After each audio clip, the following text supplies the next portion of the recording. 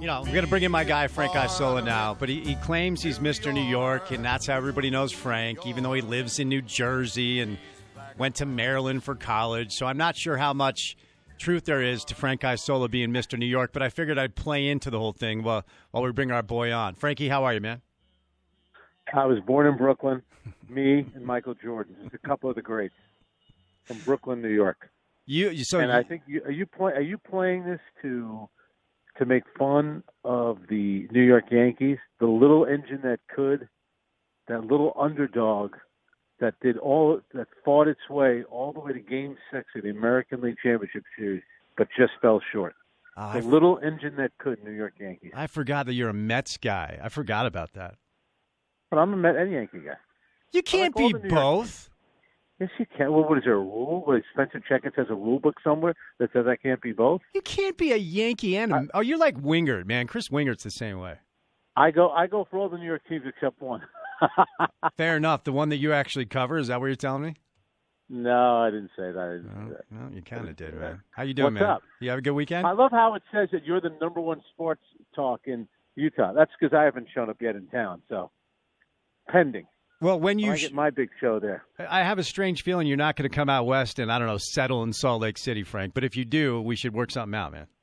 Well, we'll be doing a little RSL, how Corey Baird had the big assist in their big win. Look at you. Who'd they beat again? Portland. So I guess Portland. That's a good win. The team that made it to the final last year. Did you watch the game at all, Frank? Of course I did. I saw it was kind of half rain, half snow. Portland scored early in the second half. Nick Romando made a couple of big saves. I'm all over it. I'm all over it. All right. Well, you didn't know who they beat, so it's hard for me to believe you watched. Corey Baird. I was going to say Dallas, but that was the next night. Get Corey Baird on your show. We actually had Corey Baird on the show last week for about 30 seconds before the cell phone dropped, so it was a great interview. He's a California kid, man. He is.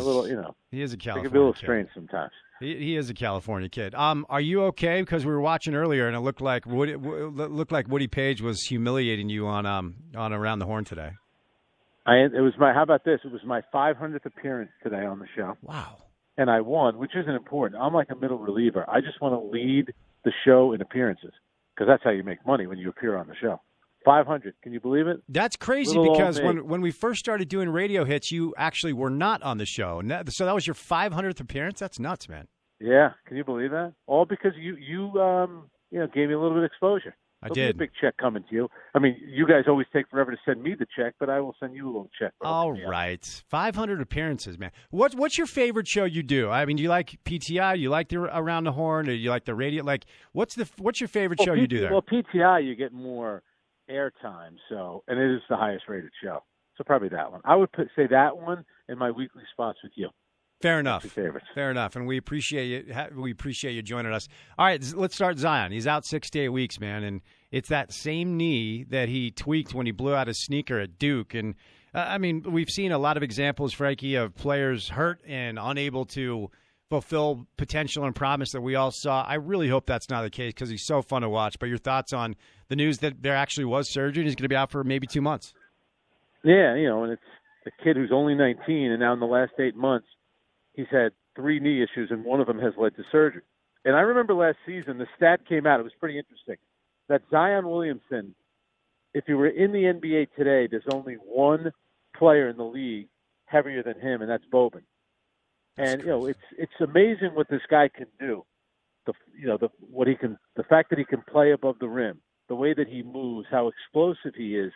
But when you're that size and you're weighing 285 pounds and you're jumping through the roof, it can't be the best thing for you. And it's hard not to be concerned. I mean, I think about Greg Oden when he played for the Portland Trail Blazers, and early in his career he had some knee issues. Now you hope it doesn't become that, but it's how can you not think like that when he's yet to play a regulation NBA game, and now he's already had one surgery. So it's 0 points for Zion and one surgery already.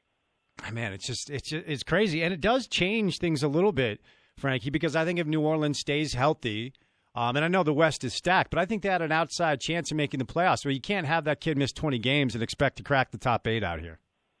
No, absolutely not. And to be honest with you, when I saw him play in Summer League, and then they shut him down. The first thing I thought of, and I wanted to be wrong, but I thought to myself, they're going to be cautious with this guy.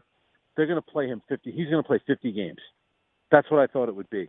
Now it's going to be a struggle for him to get to 50 because just because you come back, we know how it works. Now, meniscus guys can come back from. And today, in all these sports, a knee injury, we've seen it in every sport. Guys can come back from it. But this first season for him, it almost feels like it's going to be a wash. Because when he comes back, he's not going to play him back-to-backs. They're going to be he'll be on a minutes restriction. So it's almost like his entire rookie year already.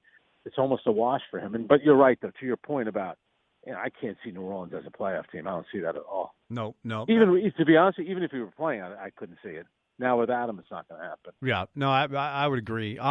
So today the deadline was about an hour ago when it came to opening night rosters and rookie extensions and veterans with a couple of years if they were going to be extended. And it's always interesting to see what Vegas thinks when these things are kind of finalized. The Jazz, Frank, for all their offseason moves, they're still 8th in Vegas as far as favorites to win the title, and I think it's kind of a stark reality check for fans around here and kind of a punch to the gut a little bit that even with all of these moves, they're 5th in the West when it comes to favorites to win and 8th in the NBA. It's hard to build a roster now in this league when the teams in LA can snap their fingers and acquire Kawhi and Paul George and LeBron, guys like that. Well, but to be fair, I mean, LeBron, all right, so LeBron went there as a free agent. Kawhi went as a free agent, but Anthony Davis was traded, and so was Paul George. And, so you're saying, it's hard to build a winner, but both of them aren't going to win. So it's like, they're going to eat, one of them is going to eat the other somehow. So I kind of disagree with you. I still think, we'll see how this season plays out because Kawhi Leonard's a guy that misses a lot of games. LeBron last year played in 55. What's he going to be on December 30th? I think he's 35 years old. Yep. Anthony Davis has been a guy. I love how all these GMs, when they're asked who do you want to build the franchise around, all of them put Anthony Davis. I think he was listed second. Well, did New Orleans build their franchise around him? How'd it work out? They won one playoff series the whole time he was there. So I don't know. I still think what's good about this year in the NBA is that it seems to be a lot more wide open in the past. And of course, if LeBron stays healthy and Anthony Davis stays healthy, they'll be a tough team to beat. But that hasn't been the case.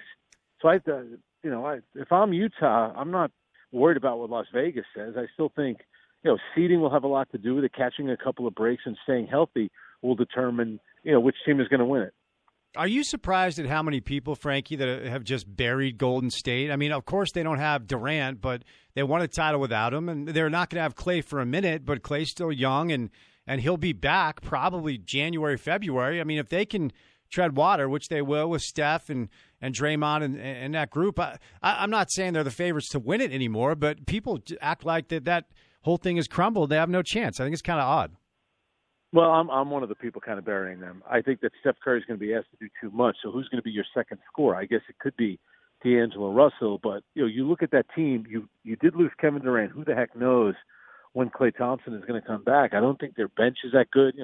Andre Iguodala was an important part of that team, not just what he brought on the floor in terms of points and rebounds and defense, but he was also a leader as well. I think this is a big transition year for them. If Klay Thompson were healthy, that's different. And I do think at some point he'll come back. But I think the Western Conference is so tough. And, Steph Curry, go look at his games played. He's gone to the finals now 5 straight years. He's had 5 short off seasons, Steph Curry has. And, he's just played a lot of basketball. And I think now you're asking him to do more. And I'm not saying he can't do it, but I have my doubts that it's going to work out for – I could actually see them falling out of the top 8. Frank Isola is with us from The Athletic, ESPN, Around the Horn, PTI, Sirius XM Radio. You guys know who Frankie is.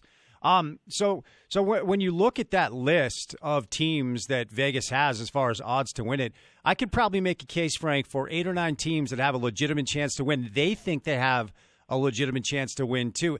It's got to be good for the league because for a long time it was, hey, it's going to be Golden State or whoever LeBron plays for, and now it's pretty wide open. Do you believe all 8 or 9 of those teams, depending on what your list looks like, does have a realistic chance of actually winning this thing? Is it that wide open?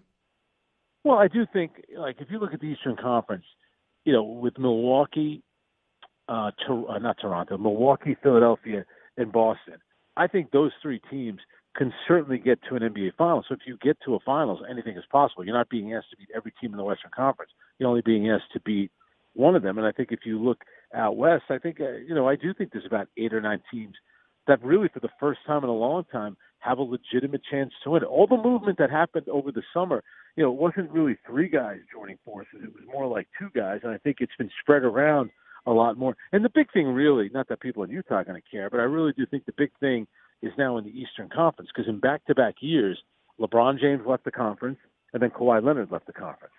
So you had the best player in the league 2 years ago, the MVP of the NBA Finals leaving in July. That's a lot of talent leaving, and that's why the opportunity for Milwaukee, I don't mean to name drop, but I was with Giannis Antetokounmpo on actually I do mean to name drop. Of course you do. I was with Giannis on Wednesday in Milwaukee. He was talking about they understand, like, this is their time. I think the guys in Philadelphia should be thinking the same thing. This is a great opportunity because on the one hand, those 2 guys are gone, like I mentioned, and Kevin Durant isn't going to play until next season.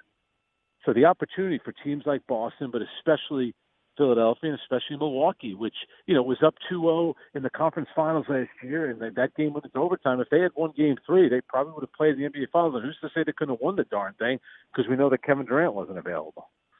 When last we spoke, Frank, and you can take this whichever direction you want, unless you've been told by your bosses that you're not allowed to talk about it.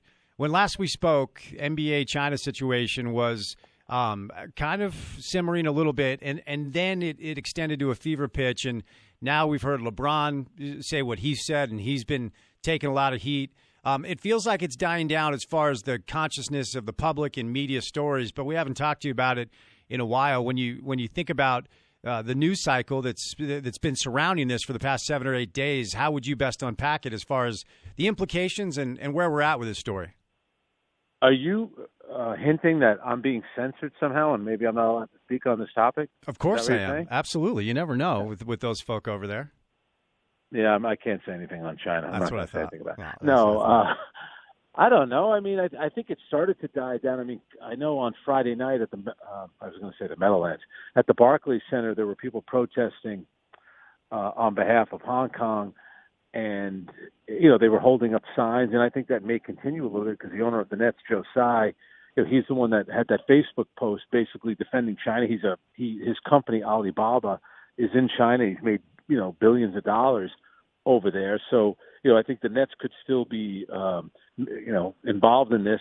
Adam Silver went on ESPN today to kind of talk about some of the things that have happened. I do think it's interesting, since they got back, and then now that there's this whole thing. It was the NBA that told the players not to talk because the Chinese government said it was that they told them not to talk. So all this back and forth. I think Adam Silver kind of wants the whole thing to die down. And I think eventually it will, because I agree with what Howard Beck said. Don't you guys have Howard Beck on every once in a while? Yeah, used to back in the day. Yeah. Well, Howard wrote a pretty good column where he said, he's basically telling the NBA, call China's bluff. China, the fans said they love the NBA. Spencer Checketts had a great tweet about it. What was your tweet about basketball? China hates human rights, but boy, do they love basketball. Exactly. I mean, you're probably the one that gave Howard the idea, because he said call their bluff on it.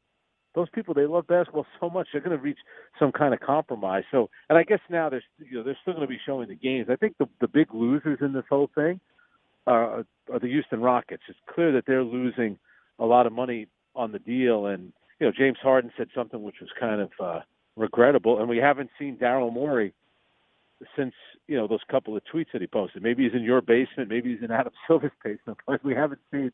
Who the heck knows what's happened to Daryl Morey? All right, before we set you loose, I want to get your thoughts on the U.S. men's national team losing to Canada, and it's a bummer for me, Frank, only because when I first digested an entire World Cup is when I first started to really understand that soccer's a fun game, and not just the game, but the culture as well. I know we're never going to be one of the elites, but the fact that we didn't qualify last round and we don't look to be any better as far as our direction goes bums me out. I know you're a soccer guy, but watching that game must have been a bit of an eye-opener. I'm not sure where we go from here. Yeah, I mean, I think, the player development needs to be a little bit better. And, it seems like, we have these games where, the U.S. played, I think it was Cuba. which basically sounded like their B team, and the game was like 7-0. We're not even getting anything out of that game, and then we go to Canada, and we should have a better team than Canada. And they beat us up there. In fact, they made the U.S. look pretty bad. I still think it's player development. I also wonder if at this stage they'd be better off just hiring a foreign coach. It's we have done it before in the past. Sometimes maybe no one who has any allegiance to any part of the country, to the East Coast, the West Coast, or players in the MLS, players in Europe. Maybe just more of an objective kind of coach that they could hire. The guy that used to coach Atlanta, who got the Mexico job, I think he would have been a pretty good guy for the job. So it seems to be a mess right now, but you know what? Maybe we've been lacking in player development. Maybe that's part of it. Well, I guess we'll have to see. All right, man. Thanks for the time today. Congrats on the big win on Around the Horn, 500th appearance. Good stuff, man. It's not the wins; it's the appearances. I'm a middle reliever. Longevity, man. With a rubber arm. It's impressive nonetheless, man. So congrats. Thanks for the time, man. We'll chat next week. All right, Spencer. Take care, man.